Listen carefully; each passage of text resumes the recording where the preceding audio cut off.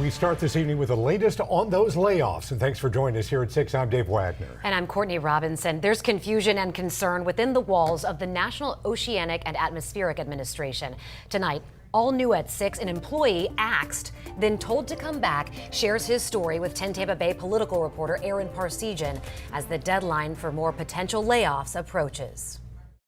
It's not only the sheer number of positions being cut at NOAA that's driving concern, but the seemingly haphazard nature they're going about it. It just basically said your skills are no longer required and your job has been terminated. NOAA flight engineer Joshua Ripp was one of the 1,000 probationary staff members abruptly let go, notified by email 2 weeks ago. So you're reading this at home. I mean, what goes through your head?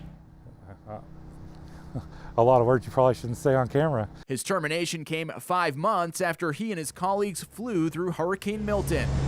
I help the pilots monitor all the systems on the aircraft and then maintain airspeed going through a hurricane or anything like that. Skills the Navy veteran has that are apparently still needed. Today I was getting reissued my ID cards and computer, and Another email told him it was a mistake. basically says your termination was an error.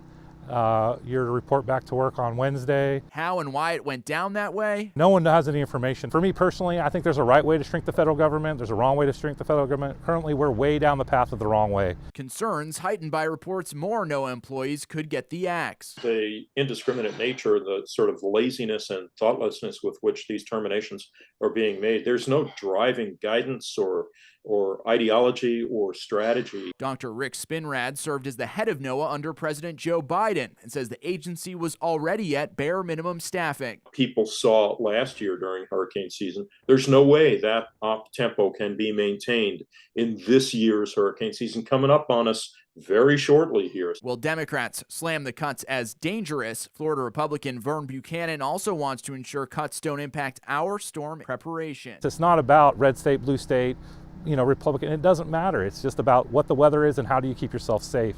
It's unclear which positions will be involved in the next round of cuts. NOAA not commenting on any of this, citing long-standing policy regarding personnel. In Lakeland, Aaron Parsegian, 10 Tampa Bay.